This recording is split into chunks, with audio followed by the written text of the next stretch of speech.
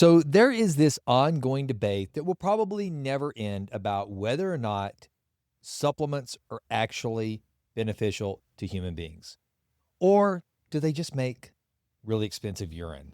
I know that sounds kind of gross, but let's face it, that's what a lot of people think. Well, I am of the belief that supplementation is absolutely necessary for anyone who wants to perform at a higher level. Unless you are getting just absolutely perfectly clean water, you're breathing perfectly clean air, and you're only eating organic and in quantities high enough to give you the vitamins and minerals you need of organic nutrients, then most likely, if you want to perform at a higher level, both physically, cognitively, and you're really focused on health span, you're probably going to need some supplementation. Well, I learned this from my dear friend, Dr. Gus Vickery. So here's the deal. Gus is a family physician of over 30 years experience.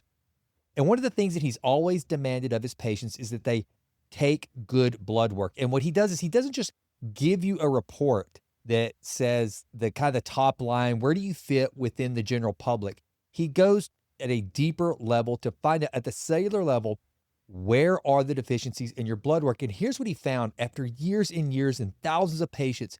He found that there are 80% of us that all have some, by and large, the same deficiencies no matter what. So what he did is he started to set out to figure out how he could create the smallest bottle cap.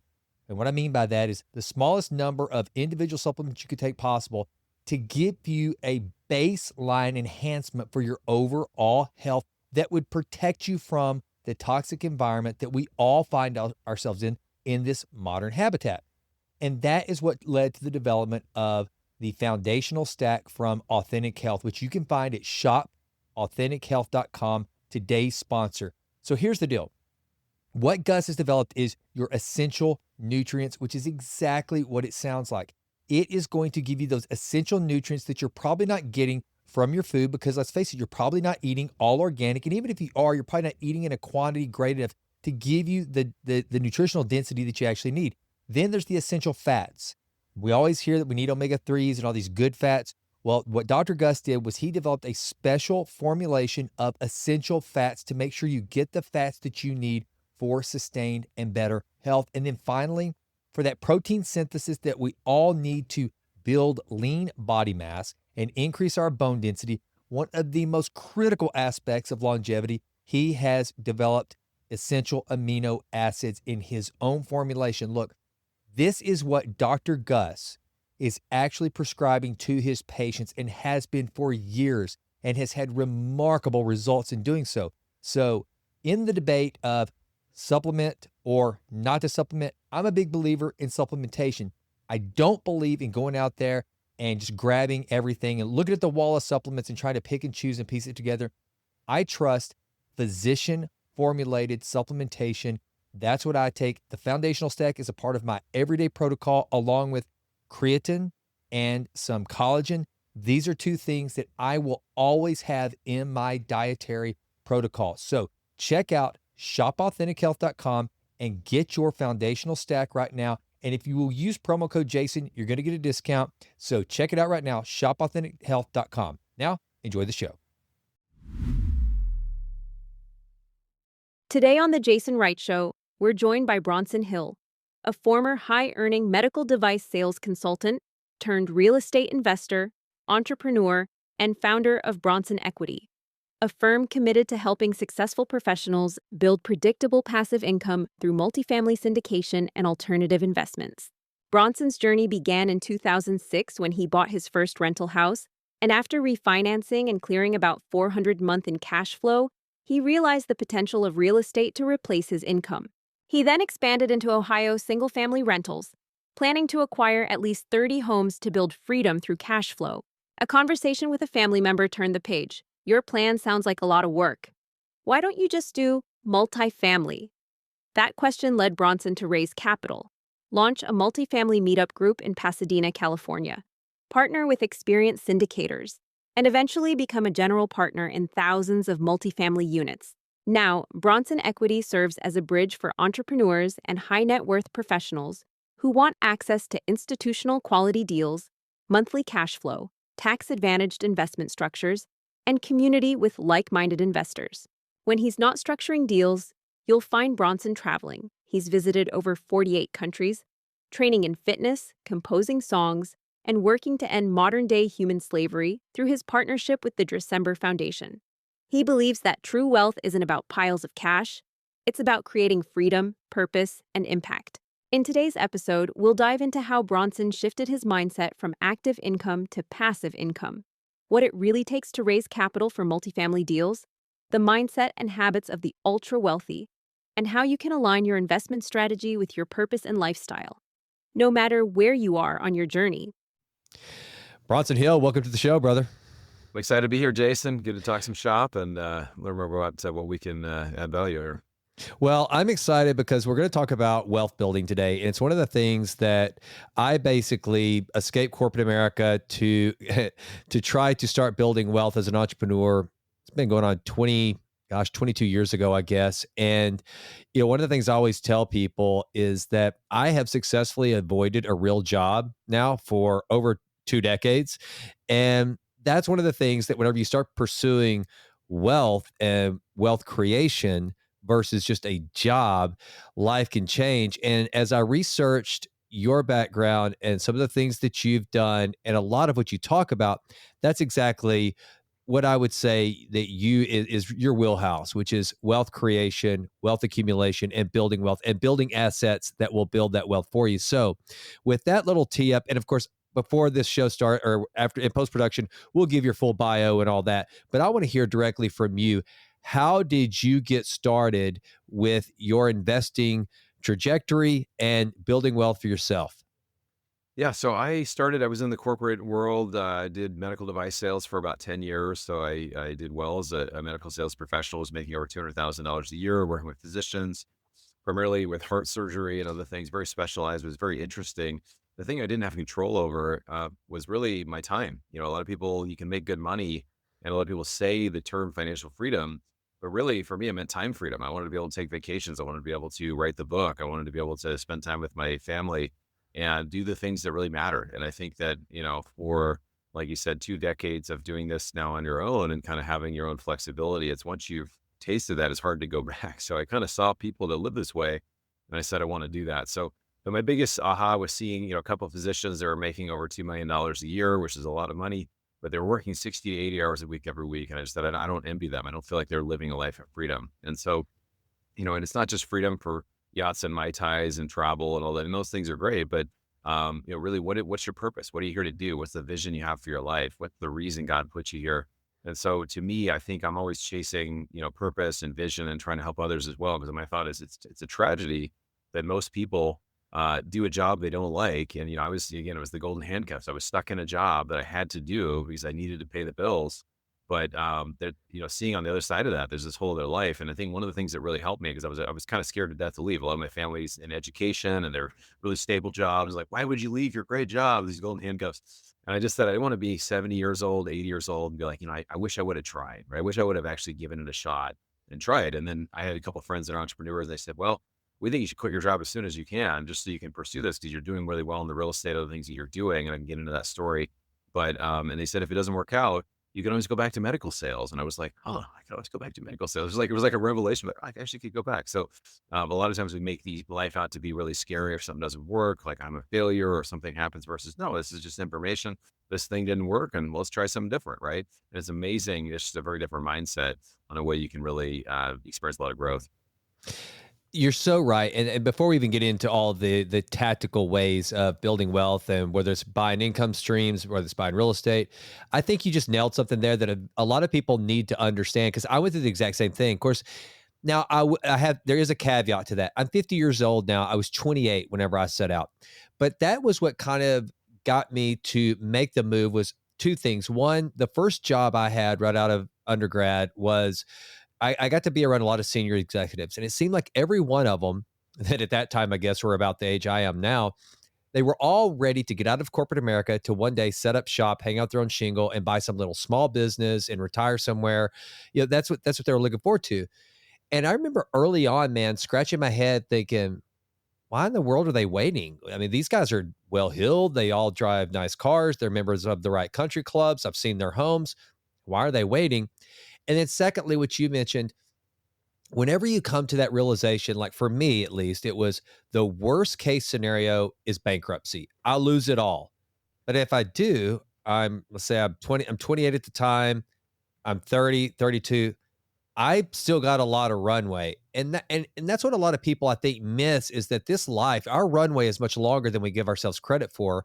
And when you realize too that you're not going to die, you're going to survive, especially in the United States of America. Yeah, I once listened to a guy speak at a Zig Ziglar conference, and he said, "Look, he was the international ambassador for sales for Zig Ziglar, first generation Indian immigrant, thick accent." And he gets out there and he is just killing it with his speech. And one of the things I will never forget, he said, this is America. If you can't make it here, don't leave. Because if you can't make it here, you're pretty much screwed. But I think that's really important. So as you went through that process, what were some of the things that, yeah, you made the cognitive decision that, okay, I can always go back to this. But then what did you start to do to try to line things up to make a go at making this be the burn your bridges? I'm going into entrepreneurship and wealth creation on my own. What were some of the other things that you did from a mindset standpoint, from a lifestyle standpoint, to get yourself set up to make that move?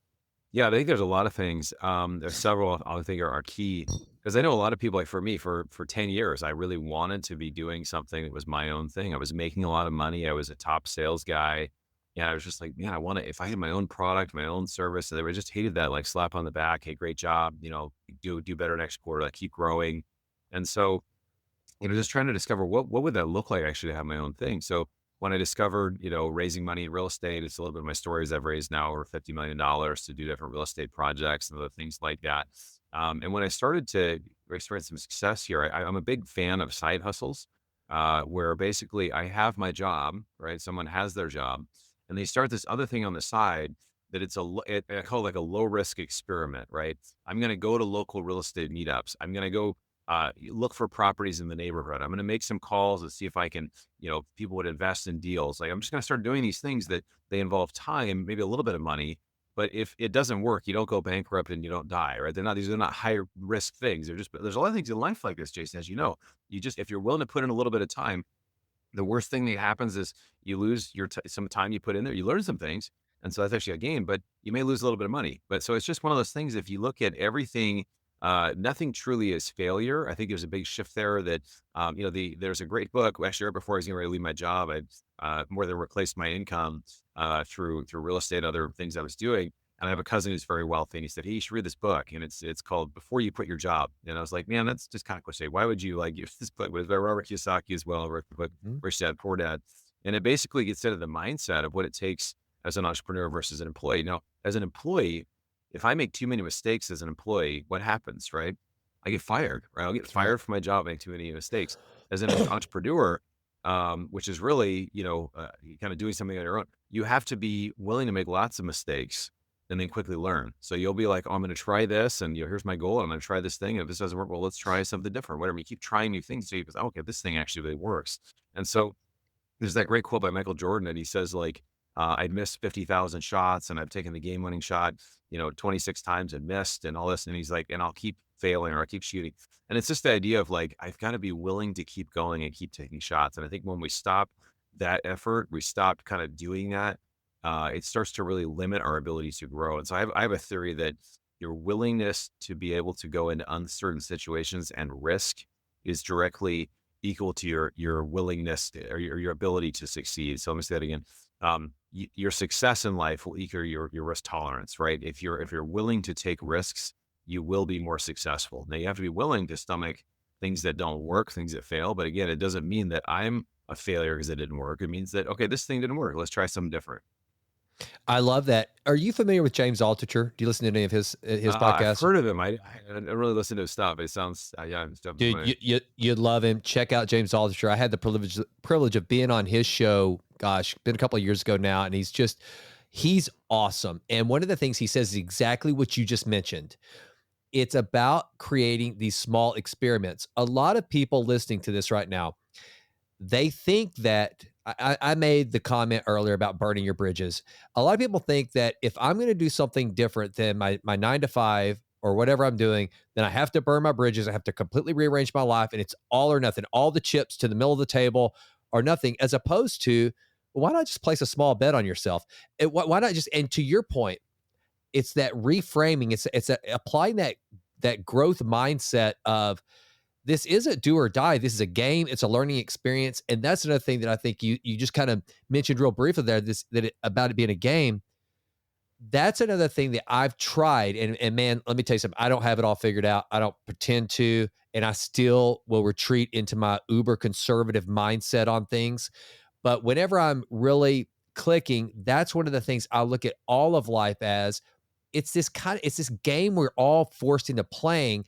And when you can step out of the matrix and look at the game and look at it like that, then I think you free yourself to do some of the things that you've done. And I want to, just because of what you said, I want the audience to know that before you do any of the things, and again, I want to get into the tactics of what you've done, and I want you to give some very specific advice to the audience. But before you even start that, I think so much of what the success or failure resides on is the mindset you approach life and money making and what you're going to do. And I think that's one of the things that you've done very well. Yeah, I think it's a total reframe because again, we're taught in schools there's one right answer, but there are many answers. A lot of them, many ways to solve a problem. We're taught that collaboration is cheating, right? And in business world, is the more you collaborate, the more you partner, the better it is. So a lot of these things we're taught, they really are taught for working at a factory. It's just this. It's almost this perfectionist. You got to get everything right the first time. But there's a saying that this is why A students work for C students, right? A lot of people incredibly successful, like Richard Branson, a lot of these really, wildly successful entrepreneurs are like, they're autistic, or is that not autistic? They're not autistic. It's not the correct word. They're dyslexic. Excuse me. Yep. So Yep. they're, they can't see things quite correctly. So they had to get help, and they found out, hey, this is the way I've got to do this. I've got to get other people to help me.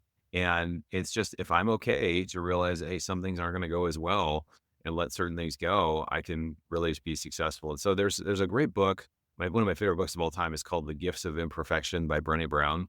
And she just talks Mhm. about this idea. One of her other books is called Daring Greatly. And it's that quote from Roosevelt that talks about, it's not the person who's on the sidelines or the stands who's the critic. It's not the critic that counts. It's the one who's actually in the arena. And she has this saying that she says, if you're not in the arena getting your ass kicked, then I don't care what you think about what I'm doing, right? And it's just a good way to reframe. We should care what some people say about what we're doing, but most people aren't going to get what we're doing. And honestly, the more successful you are, the more critics you're going to have. And so it's the idea of discounting the critics. Find the people that care about you, they're going to give you good feedback, whatever. But that's just a sign that you're doing something right. So I think there's going to be definitely resistance. I think one thing that's really helped me as well, and even Brené in that quote talks about it, but the idea of having a peer group, right? Where the average of the 5 people we spend the most time with. So if I want to grow an area of health, I actually do competitive spurring races. I use obstacle race. I pay to get punished. And so I'm doing something called High Rocks, which is a fitness challenge. Mhm. So I'm in a group where people are way ahead of me. There's people that are world-class people, top 10 people in the world that are doing this. And I'm learning from them, right? So that's going to help me in my area of my health. It's the same with wealth. It's the same with business. I want to get in the room where I'm the least smart person in the room, right? I'm in a room where these people, their afterthoughts are gonna be like, oh my gosh, that's really great. How do you do that? Kind of a thing. So I think it's just being willing to be in a place where you are a learner, you're open, and you're around people that you admire and you aspire to be like. Love it. Love it. 100%. All right. So now let's get into kind of your journey. Let's talk about and this is what I mean. To me, this is one of my favorite things to talk to any entrepreneur about. What was your first deal? How did it come about? Was it a success? What did you learn? Did it die 5 times before you ever closed it? Just and I don't care how small, man. I don't care if it was whenever you were 10 years old and you started a lemonade stand or whatever. What was your first deal? Yeah. Gosh, I guess I could kind of go back and think. I think the first deal that was really like a deal was the first house I bought, and I ended up fixing it up, and it was a lot of work. Did basically a full remodel on it, mostly myself. Redid hardwood floors, painted everything, hung doors. I did cabinet remodel, all kinds of stuff. So I did a lot of that myself. So I learned a lot by doing that. I also learned I don't necessarily like doing all this stuff myself, but I learned a lot. And then I ended up. This was in another state, and when I moved back to California. I decided to keep it. I'm really glad I did. So I ended up becoming a rental. And I just kind of saw it's funny how cash flow, investing is everything in investing feels a little different until it actually starts to work for you. So I started to say, oh, I'm getting $100 a month, 200 and 400 a month. And I was like, this is actually pretty nice. Maybe I should do more of this. And it kind of got me on the road of like, oh, I'm actually experiencing this. And I like how that feels. I like being able to have some cash flow. Now, it didn't get me to scale. I think single family is very difficult to scale, like versus multifamily. So we did a few single families, then we started doing larger multifamilies. But I think just getting, being somebody who was a landlord, having a property that produced cash flow, I think was great because it kind of got me in the. If you've ever played the game, Cash Flow 101, which is it's a very, Robert Kiyosaki. I'm giving him Mhm. a lot of props today, but it's this idea of how can you grow your passive wealth, right? In my book, Fire Yourself, that I wrote, talk about that is what's your rat race number? What's the number you need to be able to live? It may not be like my income. I didn't even replace 200K per year. I need to replace about 5 or 6K a month, right? So there's maybe 60, 70K a year. And that was enough for me. I could be able to live. And then at that point, I'm free. So a lot of times we make it that it's way more difficult. But again, I think that first deal, or that for me, it really taught me that, hey, this is something that it does work. And if I find the right way to do it, I can scale this and I can become free. And it really works for me. So you bring up a good point. I know Tim Ferriss has done that exercise where you actually calculate your daily burn and figure out that. And that's what you figure out is that most of the time we think we need this big giant nut out there, 10, 20 million, whatever, fill in the blank, whatever it is. It's all relative. But whatever you figure up your current daily burn, it's not that much. You work back towards that. Do you think that that's something that most people listening, that if they're toying with this idea of a side hustle that they would like to turn into a full-time entrepreneurial lifestyle, is that where they should start? I think so. I mean, I think that, there's three different levels of financial freedom. I think the first is your kind of your rat race number, the number you need to be able to live. And this is, again, what's my mortgage? What's my car payments? What's, insurance? What's, if I do a little bit of travel, not fancy, but just enough for me to like live on and feel like I'm okay. And a lot of times the number is not as big as you think. Now, some people are spenders and it's, that number's 10, 20, 30K a month. That's fine. But figure out what the number is that's a minimum for you. And if you work toward that, then I think just that idea, the idea of fire yourself, the book I wrote, it's not that you just sit around and do nothing and okay, I fired myself and I do nothing. It said, no, and once I have the ability that I don't have to go to the job, right? You can kind of do it from a different place. You can be like, well, I don't need this job, right? I've got enough coming in. And now do I want to make changes? Do I want to look for something else? Is there something that you just like, if you go to and you have to have that job, then you're kind of addicted to it. You're stuck on that paycheck. You can't really pursue what your passions are, or really what you're here to do. So the first level is that rat race number. The second one's maybe replacing your income or getting to a place of comfort. I'm actually where I was before. I'm actually making as much or more as I was in a regular job. And the third one I think is kind of the life of your dreams of, hey, what are those bucket list experiences? And a lot of them, to your point, Tim Ferriss, who'd say it's not as expensive as you think. You don't have to own a jet. So like go rent a jet and go charter it and go, spend 20 grand and go take your family on a trip, right? And that might be enough to be like, hey, that was fun. We did that, right? And a lot of people Mhm. that own all kinds of stuff overseas or different things, I think, it's kind of a lot of work to own all this stuff. It'd be nice just to go to Airbnb and rent it, right? So Right. a lot of stuff now, you don't have to own a lot of things and you still have these pretty high end experiences. So honest, we think the number, there's actually another great book called Die with Zero. And he talks Yes. about this where it's like, we think we need piles and piles of money, but he's like, a lot of people end up like most people inherit money from their parents when they're in their 60s, when it's beyond when they need it anymore, right? He's like, what if you could give to your kids when they're in their 20s and they Yep. wanted to buy a house and they're doing it? So it's just kind of like kind of recalibrating. You don't want to die with too much. It'd be great actually you die with zero because then you've been able to spend a lot. You've been able to, use a lot of it for what you want to do. Bill Perkins. So I've been in contact with him. He was on one of my buddy's shows. I'm trying to get him on here. Right. And the thing that he says in that book that just to kind of go with that a little bit further, as a financial advisor, that's one of the things that he kept noticing, right? Was that all these people, they had saved up all this money, and their net worth was highest when they needed it the least. They were Yeah. old and had all this money and couldn't do a lot of the things that they wanted to do.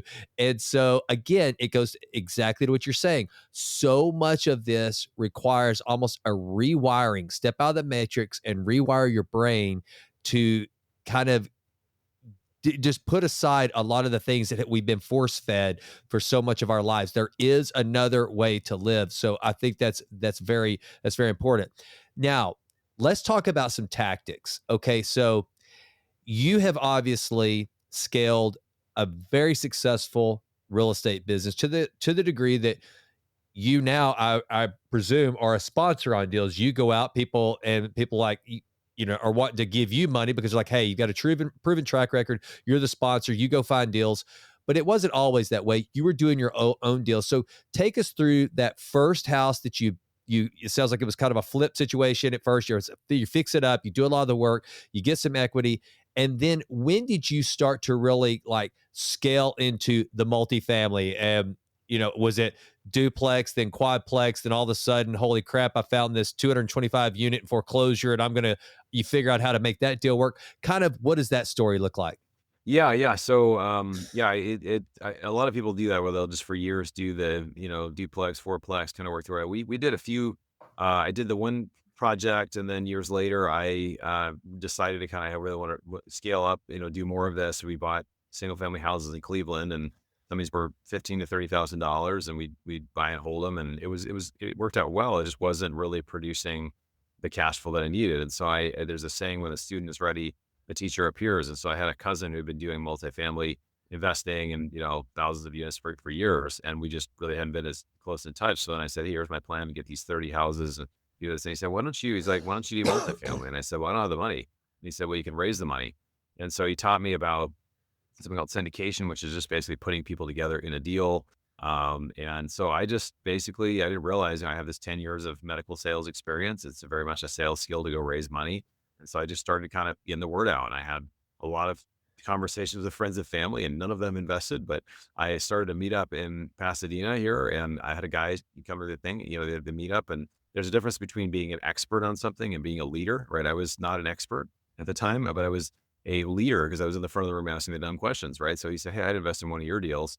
And I was like, are you talking to me? Like, what are you talking? So he wanted to invest. So I basically found somebody who had a deal. I introduced him, and I basically raised my first 100,000 for a deal. And that was a 225 unit in Amarillo, Texas, right? And we did well with that project. And then from there, I found a partner. There's a lot that happened in between, but just kind of a lot of trying to connect with the right people. But I found a partner who had been doing a lot in the real estate space, who had been teaching people how to raise money. But I said, "How's it going with you raising money in your operation?" And they were having some challenges. So we agreed to kind of have me come on board. And basically, I would start while working my full-time job. I could basically take Zoom calls in the car, or at 6 a.m. in the morning, or lunchtime, or take a Tuesday off and stack calls all day. So I was just taking calls all the time and trying to find investors. And we were able to raise $15 million over the next 18 months. So for me, that was like going from raising $100,000 for one deal to like now we're raising a lot of money. And then eventually it kind of just made sense to go kind of launch my own thing and launch Bronson Equity, which is the name of my company. So now raised, like I said, over $50 million, but everything sounds crazy. It still sounds great. $50 million, that's so much money. But, of course, we get a small piece of that, but it's just been amazing to be able to help a lot of people. And not everything's gone perfect. Every investment has challenges and risks. So we've had, deals we've made a lot of money on, some we've lost money. Like we've had a mix of things, but that's all learning, right? It's all stuff that we've learned and grown from. Now, how are you structured? Are you doing this more as a private equity deal where you're the general partner? Like, how have you structured your firm at this point? Yeah, so we've done a lot of capital. We'll have investors. We educate on real estate. We're doing a lot of oil and gas stuff now. We're, private businesses, debt funds, other things. So we really are helping people to solve one of the few problems: the increased cash flow, to be able to fire themselves. Obviously, tax. You have tax strategy. If people are looking at paying more than $50,000 in taxes, there's incredible ways to reduce taxes potentially to zero. I have a chapter in my book about that.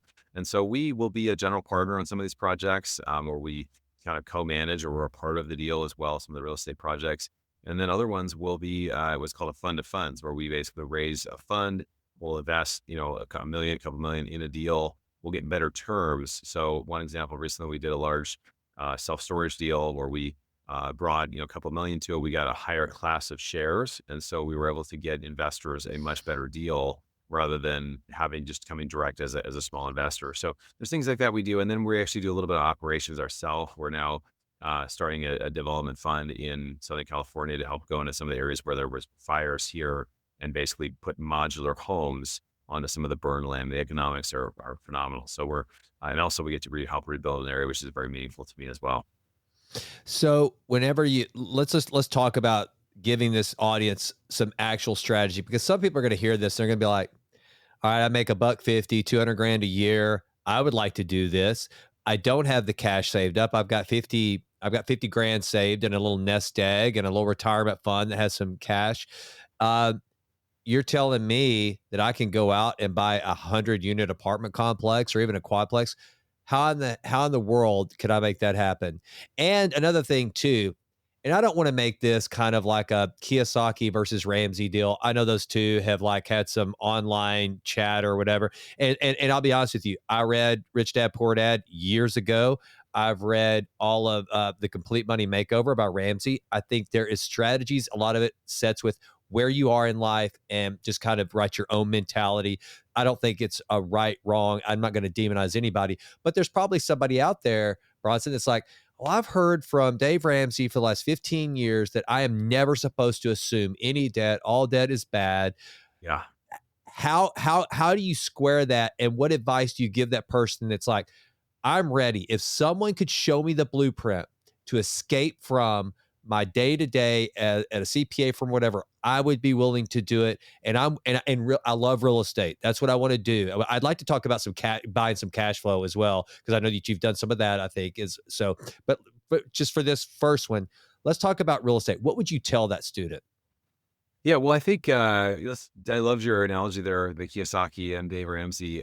Dave Ramsey, I think for most people, about 80% of the people need Dave Ramsey first because it's like the idea of not spending more than you make, right? It sounds like a very simple thing, but most people have credit card debt. Most people are not in a place where they really like. Most people for like debt is bad for them, right? It really does not. A lot of credit card debt is 20 to 25%. Debt is terrible. It's terrible if you have credit card debt.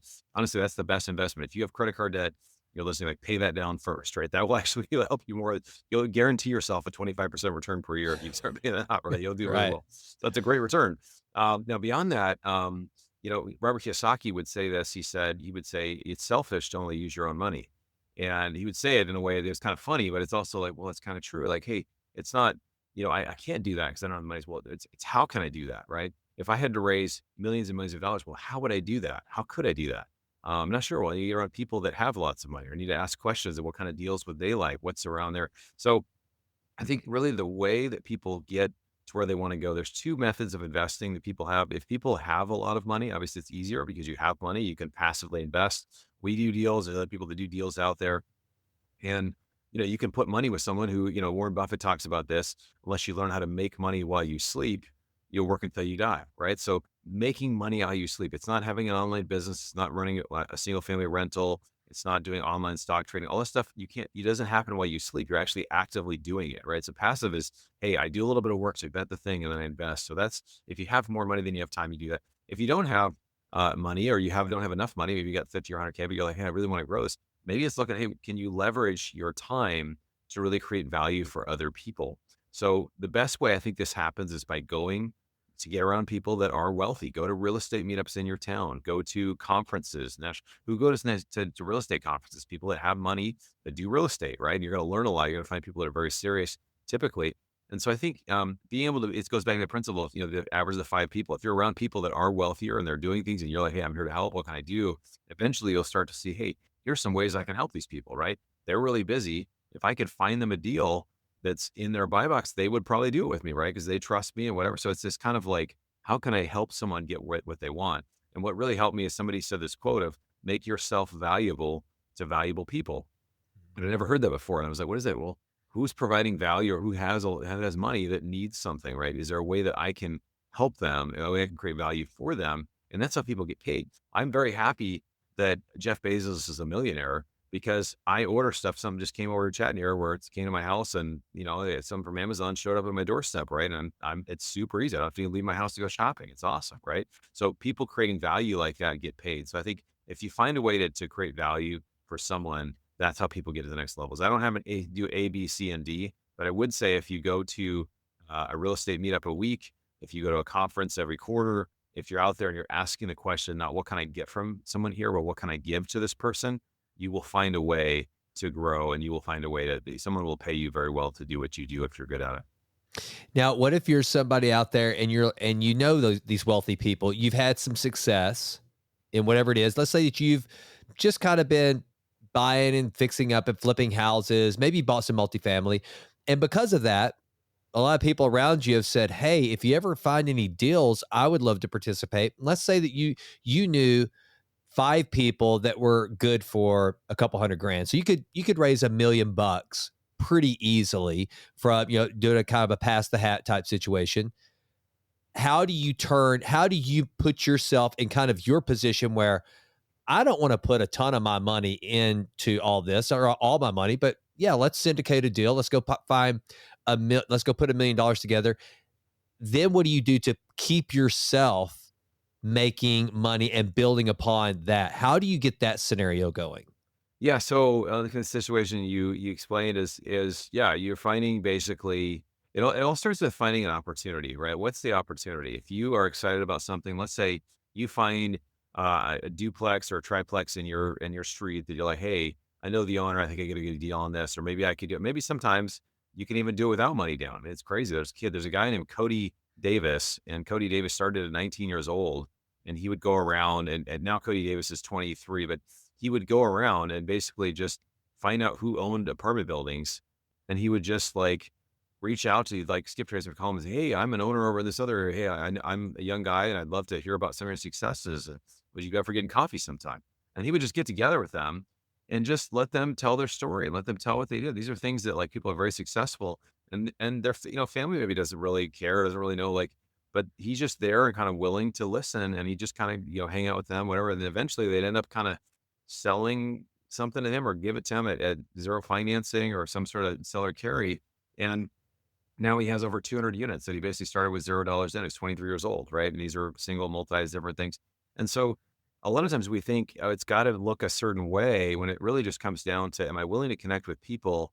And then let's say I do find this deal down the street. Well, maybe they'll sell or finance. Maybe they'll do it on a special deal. Hey, I can put 10% down. And then you say, okay, I found the deal on this and I can do short-term rentals and I'll run the whole thing. Yeah, I come to you, Jason, like, I'll run the whole thing and you know me, you trust me, so I'll just, we'll do it. And once we do this first one, we'll obviously can do more. But I need 5 people to put 100K in, and we're gonna make, you're gonna make 10K or 20K a year. How does that sound? You're like, well, that sounds pretty good, right? And you kind of create a projection. So a lot of it just comes from trial and error and getting around people again that are doing it. Because if you start hanging out with these networks, you'll find people that are doing that exact thing, and then you can kind of like I'm gonna say you steal their stuff, but success leaves clues, right? So if they got a great presentation, like, wow, that's really interesting how they did that. And they raised all this money.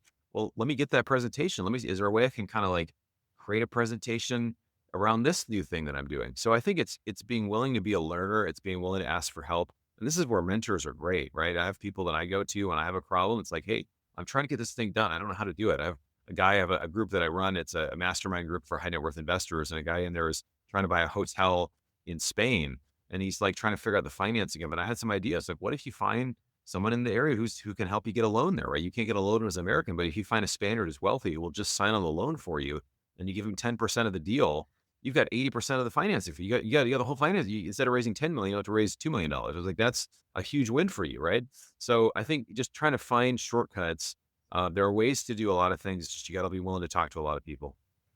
I think that is such sound advice. It's one of the things that I learned by pure just being naive and not having any money when I bought my first business, that I learned up really quickly that, which you mentioned earlier, it's not like buying a house where there's going to be terms set by a bank as to down payment and how the financing goes. And a lot of people think if I'm going to go buy something, a piece of real estate, or if I'm buying a business, that it has to be on the market, it has to have a for sale sign in front of it, and I'm going to have to go get a standard mortgage. If you don't have the money but you want something bad enough, you'll figure out a way. And you mentioned something that I have learned: people will sell to who they like and who they trust. And that's exactly how I did my very first deal, man. It was a guy that his father was 84, he was about to turn 60. They had this real estate business for 56 years, and the son didn't want to run the business by himself. There was a grandson. There were 3 generations in this one business. And I come in, I'm not from Tyler, Texas at the time. I'd never sold a house in my life, but I found out they were wanting to sell the business from another broker. And I went to meet with them. They got to know me.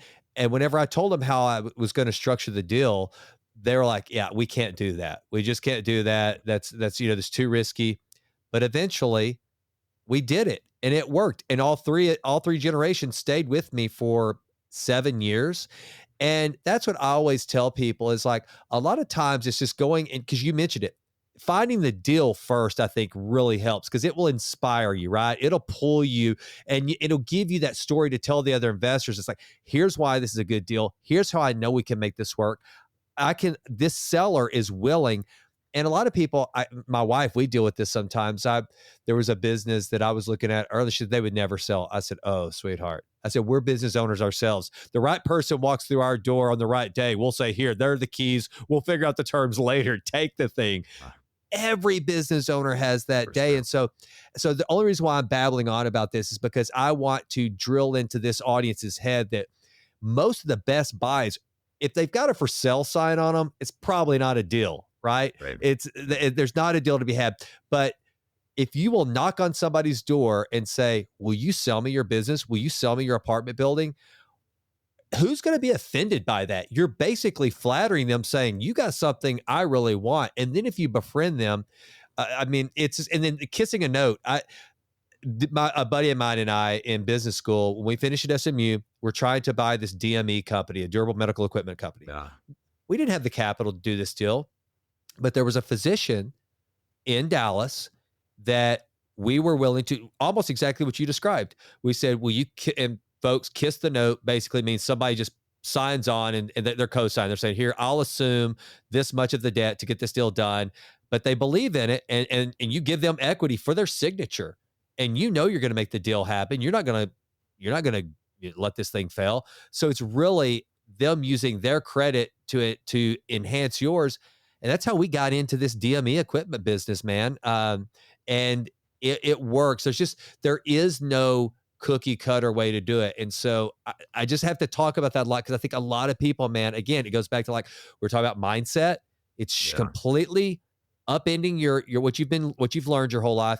Same thing with this. It's not like going to the store and buying something that's on the shelf. No, it's like looking back in the storeroom of something somebody's forgot about that you realize, hey, I could add some value to that. Will you sell that to me? And a lot of times people are like, really? You want that? Okay.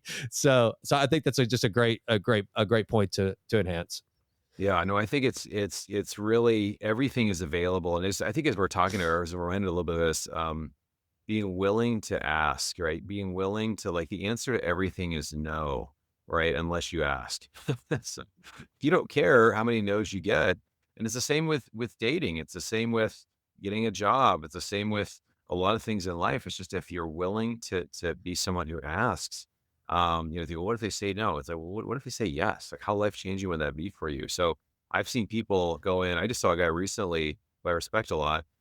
Go into a situation where he went to a group that had, I mean, it's one of the largest Christian kind of networks out there. It has, I don't know if it's like millions and millions of followers. And he basically pitched them on, hey, how about I start something in here for capitalism within this group, and I'll bring people in, I'll bring this guy in, we'll interview, and we'll kind of do stuff. And they're like, yeah, let's do it. And it was like, I mean, they're probably going to get like a couple 100,000 listens or views just right away, right? Just from simply being someone who's positioned well and going in and making the ask.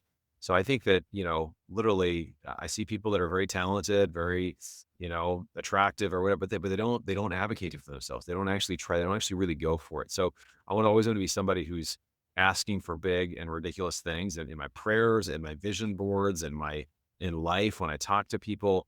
And it's not just like, hey, Jason, can you help me with this, this, and this? It's like, hey, Jason, what do you want? Can I help you get that? Because if I can help you get what you want, let's say you have a net worth of, I don't know what but let's say you have a net worth of 100 million. I was like, hey, I've got this net worth. Well, what are your goals? What are you trying to do? Are you trying to do a family? How are you trying to work with your kids so that they're not spoiled as a wealthy person? What are you doing? Like, what are your goals? Then I can try to say, hey, is there a way we can work together? I can help you. Right. And that's really what we do in our network, is really try to be someone who's not just being salesy or selling somebody, right? But you're actually being somebody who adds value. Great people that actually sell, this is a sales skill. They're really great at helping, drawing out needs, and really helping someone get where they want to go. Could not agree more. Now, one of the things that we've talked about, and I just want you to explain to this audience why this makes sense. Buying revenue versus startup, because that's another thing that I think keeps a lot of people from being entrepreneurs. They don't even know that they could be an entrepreneur like you. They think, Well, I've got to think up Amazon. I've got to think up SpaceX. I've got to think up Microsoft. I've got to think of some deal that I can start. Or they may have this idea and they're like, gosh, but I can't get financing. I can't manufacture it. But that's not the only way to become an entrepreneur or a business owner is through startup. There's also buying revenue. Talk to the audience about not only why that makes sense, but how I know financing, it's a heck of a lot easier to buy something existing than it is to finance an idea, right? Yeah, yeah, absolutely. It's so much better. You look at real estate, building is obviously way more difficult for a lot of reasons, and we've done some developments as well. But there's a good friend of mine named Walker Dybel who wrote the book Buy Then Build, and it's this idea of instead of building a business, because most businesses fail, 80% of businesses fail within the first 5 years, and something like 96% are shut down within 10 years. So the idea of buying a business and some, Cody Sanchez talks about these boring businesses, right? Just do something that's like a boring business. So like it's a laundromat, it's a car wash. It's something that is just kind of in the neighborhood, right? It's a CPA firm or a plumbing company or something. And it's just, there's already existing capital coming in there. There's already demand. You don't have to prove anything out. It's already there, right? So I think those are things that we've been very interested in as well. Where if let's say all the boomers retiring, if you're just in your neighborhood, going to your chamber of commerce, you're at a country club, you just find people, hey, I'm here and this is what I'm working on. And you'll find someone there who's ready to move on. And a lot of these businesses get shut down. They don't really sell them. So you can find a way. Actually, my brother-in-law just did this recently. He found somebody who did a specialty bike fitting company. So they charge people like $500. This is in Southern California, $500 to do like a 45-minute assessment with them. These are all guys, mostly 40 to 70 coming in and they like, hey, I've got this issue and I'm getting blisters on my feet because I'm a tense biker or I'm getting chafing or whatever. So they'll come in and they'll size everything up, say, buy this stuff, whatever. And so he basically just kind of taken over. How he got in was, I think, was zero money down. Let's say, basically come work for free for a few months. And then I'll start giving you a 50-50 split. And this other guy will be bought out at a certain amount after about a year. Right. So it's like, there's a lot of that kind of stuff. If you're willing, and my brother-in-law is a teacher, he's a professor, and he's going to get paid way better doing this biking thing, even doing it 3 days a week than he would be teaching. Like it's just, and so there's stuff that's out there like that. And again, nothing like, unless we have the conversation, we don't know it exists. So that's where just having those conversations, actually one example of this, I'm going to a conference this next week. I don't know when this is going to come out, but the All In podcast is the number one podcast, Yeah. I believe, in the world. 4 billionaires run it. Elon spoke in there, or if had JD Vance, some of these big guys. I'm going next week. It's in Los Angeles. I'm going. And I made a hat that's over here. It says, sell me your business. So I'm going to wear it like a sport coat with it. Sell me your business, right? So it's just going to bring us some conversations. Somebody say, oh, you want to like you just never know, right? Somebody would be there, but hey, well, how would that work? You find somebody who has a business they want to sell, because I'm not necessarily looking for a specific type of business, but I know someone's going to be there that's going to be like, hey, I really love to get out at the right price. Or hey, if I could find a way to kind of offload this, I would totally do it. So I'm open to that, right? Because I know that could be an opportunity. I think that is genius. And that is one of the things too, I think that people forget is that, like, again, it goes back to that idea that you assume that, well, that's such a great business. Why would they ever sell? But you don't know the backstory. For example, how many founders are there out there? And by the way, they don't look at themselves as founders the way we talk. We throw that word around today in Silicon Valley terms. A founder is some dude that may have started a forestry consultancy company. I'm talking about one of my consulting clients right now. It's a husband and wife team that built a business over 40 years that's now this massive company. And in this case, they actually have successors lined up. But a lot of times, this was just a guy that started a business, and there's no one in the family that wants it. Even no matter how successful it is, they become lawyers, doctors. They're just not interested, and so their life's work is just sitting there. And if you ask them the question, like, I'll be your successor. Tell this audience too, man, about how because I've experienced it, but I don't want to tell all the stories here because I know you've done more deals than me. Owner financing. A lot of people, again, they see a business and they think there's no way that thing's got an EBITDA of 5 million. They're wanting to 4X this thing. I can't come up with 20 million bucks, but talk to the audience about how you can structure the financing whenever it involves some owner financing to get these deals done. Yeah, 100%. Yeah, I think the biggest thing we think is that everybody thinks exactly what you're saying is if it was a great business, why would they sell it? Think about real estate. If it's a great property, why would anybody ever sell it? Well, the challenge is sometimes depreciation runs out. People have to sell. They've got to find something else to do. Their goals change. The kids are taking over because the parents have retired or passed on. So there's all these reasons. And then when somebody gets to where a business is like, hey, I'm 60, I've been doing this 25, 30 years. I'm ready to move on here. I'm just ready to kind of move on. And so you think, okay, the person wants to sell, but then you think of it from their shoes. I've got this business that's worth $5 million. If I sell it, I'm gonna be paying like 40, 50% in taxes. And that is terrible, right? I don't want to give all this money back after dinner. So if I came to you, Jason, you had a business to yourself for 5 million, and I said, hey, how about a way I could reduce your taxes and basically pay you out over the next 3 to 5 years, right? Or we could even do it where I'll keep you on as a part-time partner, right? You can keep getting cash. We'll keep you on as a 25 to 50% partner. I'll pay you out this amount this way, and then we'll keep paying you as a residual or yours as a residual. They might be like, oh, that's incredible, right? And what you've done is you've basically taken you've created something very attractive for them because that's a common problem. Anybody who's got a business they're going to sell for more than a few $1,000,000 is like, if they're not thinking about taxes, they're not very smart, or they just haven't thought about it. But you can help them. You can really help them if you say, hey, well, what's a way that I could figure this out? And I don't know if you just, I think you're an idea guy too, but spending time with ChatGPT. Hey, I've got this guy who's got a business that's worth 5 million. I want to try to buy. How can I do it? What are some ways I could do it for zero money down? And it's like, I mean, it's unbelievable the things you can solve now. This is like having a person with a 1 in 10,000 IQ, just like sitting right next to you all the time. You'd be like, hey, how do I solve this problem? Or act as my world-class business consultant. How do I do this? And give me some outside the box. And it will just feed you idea after idea. And then you'll realize like, oh, well, that was really smart. You're like, I didn't even come up with that, right? I just basically, I thought to ask. So Right. I think, being in the room, and again, it may not even be that you're going to buy the business, right? Maybe I'm like, I got too much going on, but maybe there's somebody that they could run it, right? Or that, hey, I'll come in and maybe I can bring some money with my network, or maybe I could bring some help or some resources. So I think that again, it's just being willing to think about how can I help this person? And again, maybe you have no benefit from it whatsoever, but by you helping this person, it's going to open up doors for you being somebody that helps people. And there's some way that they're going to find a way to make it up to you. And I just believe that karma, God, the universe, like this stuff comes back, whatever we're putting out. So if we can just help people get where they want to go, it's amazing the doors that open.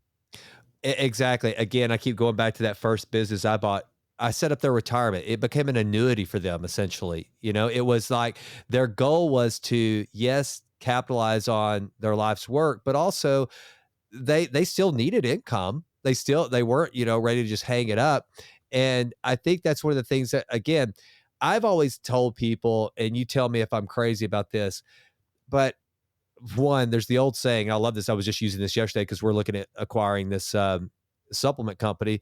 And I told my partner, I'm like, hey, man, I'll pay them whatever they want as long as I get to dictate the terms. Yeah. I mean, it's like, I don't care nearly as much about your asking price as how we get there. But also, there's that thing of what are the real motivators? Is it retirement? Is it just I'm out? I don't really care. But digging down, and this is what I would tell this audience too, and I'm sure you've been in this situation many times. What does the seller need to walk away from the closing table with? Because I can guarantee you it's a fraction of their sales price.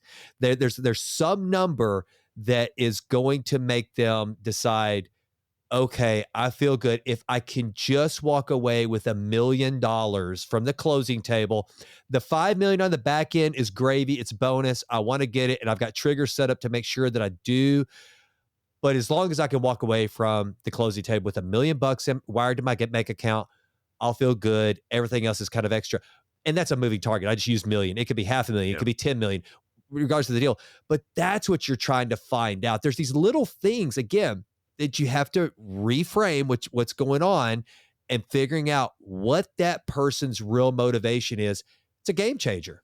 No, it is. It's huge. It's huge because and really, we talk about, a friend of mine talks about sales and just the idea that it's never, ever, ever, ever, ever about you, right? If it ever comes across that I need something more than what you need, then like people can smell that a mile away, right? But if Yep. it's like, hey, I'm here and I actually want to write a book on this and do more sharing on this, but the idea of like give first, what's a give first that I can do to help people, right? Everybody shows up to want what they want, but it's if I can just simply be someone who first wants to help someone else, wants to, when I'm talking with someone, great networking is not going to events and handing out business cards and just saying, here's what I do. It's like, That's not very effective. What's effective is as I'm talking, I'm listening. Oh, Jason does this. This is where he's at. He's looking for this kind of business. Well, you should meet this other guy in the room right here that I just met, who is doing the exact thing you're talking about. You should connect, or he does real estate as well in Texas. So you guys should connect. So, or here's a book that I read that, man, it changed my life. I think would really help you, right? So just being someone who's that connector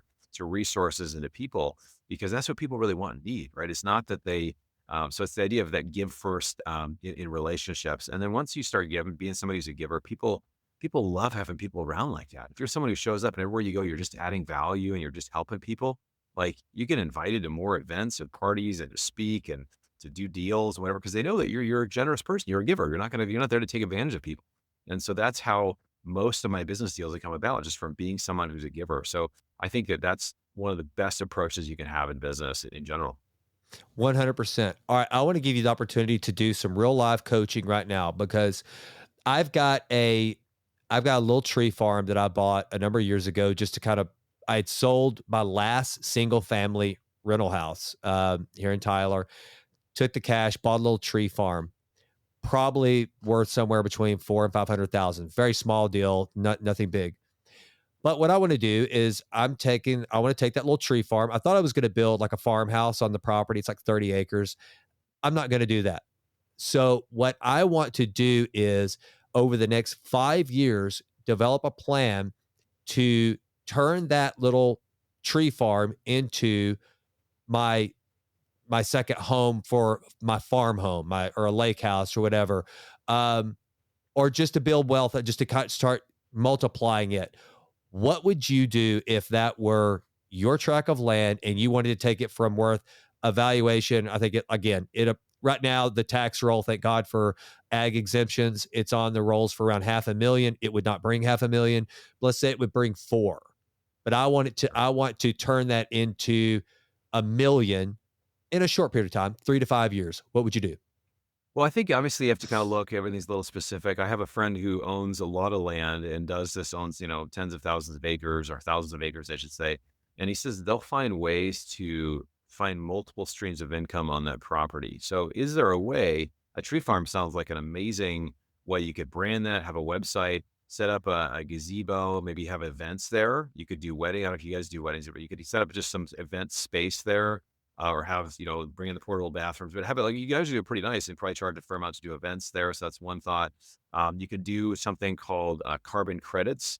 So there's a Hmm. deal where you actually can Yeah. sell, if you agree that you're not going to chop down those trees for a certain period of time. There are actually credits that it's kind of bizarre, but you actually can sell these on a third party market with groups. There's companies saying we're zero emissions, whatever. What they do is they go and buy credits on an open market for places like your property that will say, hey, we actually have these areas and these trees are worth this amount. And so doing this much of carbon reduction, whatever. So it might be, 30 acres might be a little small, but it might work, right? So that's another option. Is there a part of the 30 acres that you could siphon off to have, maybe the trees would, guard a certain way where you could have a business, a storage, you could store some equipment or something there for someone, right? Is there some area that could be used for some other purpose? There's a lot of things, and this is a chat GPT thing, to just ask that question. Hey, here's what I'm trying to do. What would you do here? What are some ways I could work with this? And then, there's ways if you did want to build there, we're going to do some modular home development on burned down land here in California after the fires. And so is there a way to come in and bring some of that? Maybe you could do some Airbnbs. You could do all kinds of things. So it just depends, what do you really want to do?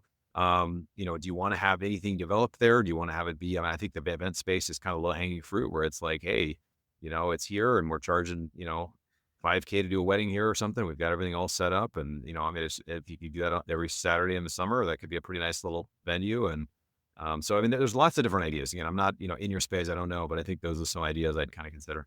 It's funny you say that because my oldest daughter is getting married next year, and I actually looked at turning it in when I saw what I'm going to have to pay, dude. Which is more than I paid for my first house, Yeah. um, for this wedding. I was like, I wonder if I could develop something on that place before in time for the wedding because the location would be ideal. It's funny you say that. I'm like, huh, maybe we need to reevaluate all this because good Lord, the It's wedding crazy. racket, dude, is It's crazy. It's insane. crazy. Well, yeah, Oh, and then once you're in there, let's say you do it, you spend twice what you spend on a wedding, but you get something really nice set up, and all of a sudden maybe your daughter's like, "Hey, I'd love to work and do this," right? And she kind of yeah. like, you don't know. And you got a family business, and then maybe there's affiliate things you can do. If somebody acquires about a venue, well, do you have a photographer? Well, we guys, so you're getting affiliate fees from all these different referrals that you're doing as well. Yeah, I mean, I don't know. I mean, because everybody who has a daughter who's getting married is going through the same thing. What in the world? Where at the world? Like, so it's the thought. Yeah, it's good. Well, all right. So we've nearly chewed up an hour here, dude. This has been so much fun. I could keep you Yeah, all day. great I man. want to talk a little bit more about Fire Yourself. Let's talk about your book. What do people learn from Fire Yourself? Because I love the concept. Yeah, so Fire Yourself, I wrote it. It's basically the subtitle is replace your working income with passive income in 3 years or less. So how would you do that, right? If you had to, you're making good money in your job, how do you start with passive investing? Everybody knows, hey, I should be doing real estate. I should be doing other types of investments, things, oil and gas, other types. Well, but how do we get started? And then I don't want to be a landlord. So how do I start doing this passively? So it's really a guidebook for that. And so, it's become a #1 Amazon bestseller. We've got, I think, 1,150 reviews on Amazon. So it's really opened up a lot of doors, which has been amazing. But yeah, I encourage people to check that out. I also have a free gift for your audience if you like. Sure. I have a guide on how to use inflation to your advantage, right? So everything costs way more. They're saying inflation is actually 3 or 4% a year, but everything costs 50 to 100% more than it did 5 years ago. So go figure. Inflation's maybe way higher. So how do you get on the other side of the equation where, prices go up and you benefit, right? Because you own real estate, because you own gold, because you have borrowed and used debt in a wise way, not the Dave Ramsey, but like you use good debt, right? To be able to do it. So if people text the word inflation to the number 33777, we'll send that report to you. So you text the word inflation to 33777. It'll ask for your name, your email, and it'll just send it right over to you. And then you'll hear about stuff that we're working on, other investment deals, the projects, things we're doing. But I'd love to connect with anybody on real estate, anything related to that. Yeah, I just really enjoyed the conversation today. Well, that does it for this episode of the Jason Wright Show. Thank you so much for listening. This has been a Texas Titan Media production. Fourth Wall did the music.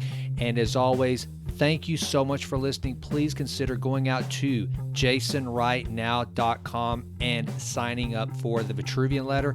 Also, please go out to iTunes. It takes like 30 seconds to just leave us a 5-star rating. It does wonders for the podcast. I would be so grateful. And with that, until we meet again, go crush it and endeavor to improve always in all ways. I'm out.